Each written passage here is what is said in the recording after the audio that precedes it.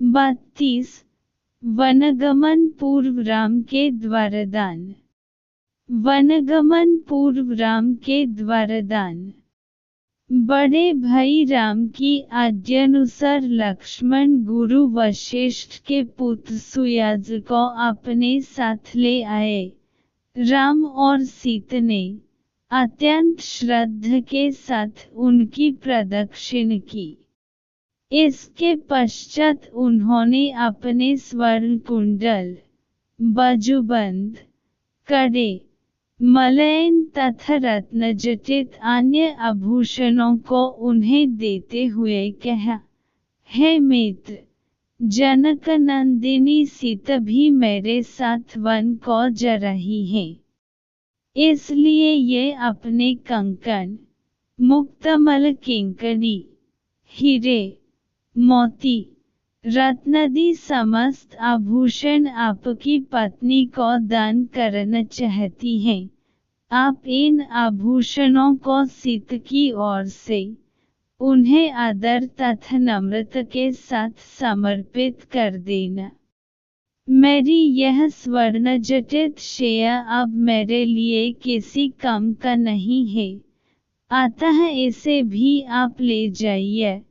मेरे मामा ने अत्यंत स्नेह के साथ मुझे यह हाथी दिया था, इसे भी सहस्त्र स्वर्ण मुद्राओं के साथ आप स्वीकार करें। राम के वनगमन के विषय में ज्ञात होने पर सुयाज के नेत्रों अश्रु भर आए। सजल नेत्रों के साथ राम के द्वारा प्रदान की गई वस्तुओं को उन्होंने ग्रहण किया और आशीर्वाद दिया, हे राम, तुम चिरंजीवी हो। तुम्हारा 14 वर्ष का वनवास तुम्हारे लिए निष्कंटक और कीर्तिदायक हो। वनवास की अवधि समाप्त होने पर, लौटने पर, तुम्हें अयोध्या का राज्य पुनः प्राप्त हो। इस प्रकार आशीर्वाद देकर गुरुपुत्र सुयाज विदा हुए। उसके बाद राम ने अपने सेवकों को, जो कि राम के वनवास से दुखी होकर रो रहे थे, बहुत सारा धन दान में दिया और सांत्वना देते हुए बोले, तुम लोग यहीं रहकर महाराज, माता कौशल्या, सुमित्रा, कैकेयी, भरत, शत्रुघ्न एवं अन्य गुरुजनों की तन मन लगकर सेवा करना। सदैव इस बात का ध्यान रखना कि उन्हें किसी प्रकार की असुविधा न हो। फिर राम ने अपनी समस्त व्यक्तिगत संपत्ति को मंगवाकर सीता के हाथों से उसे गरीब, दुखी, दीन दरिद्रों में बंटवा दिया। राम और सीता के द्वारा मुक्त हस्त से दान दिए जाने की चर्चा सारे नगर में दावानल की भांति फैल गई। उन दिनों अयोध्या के समीपवर्ती एक ग्राम में गर्ग गोत्री त्रिजट नामक एक तपस्वी ब्राह्मण निवास करता था। उनकी बहुत सी संतानें थीं और वह अत्यंत दरिद्र था। उसे अपनी गृहस्थी का पालन पोषण करने में अत्यंत कठिनाई होती थी।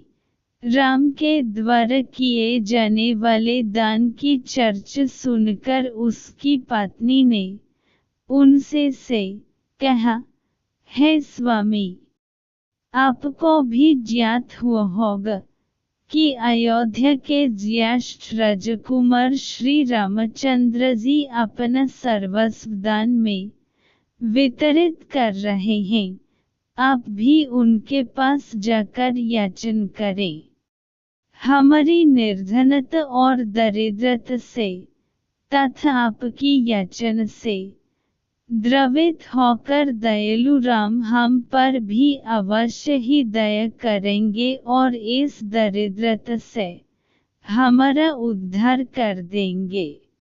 तपस्वी त्रिजट याचन में रुचि नहीं रखते थे, किंतु पत्नी के बार बार प्रेरित किए जाने पर विवश होकर वे श्री राम के दरबार की ओर चल पड़े।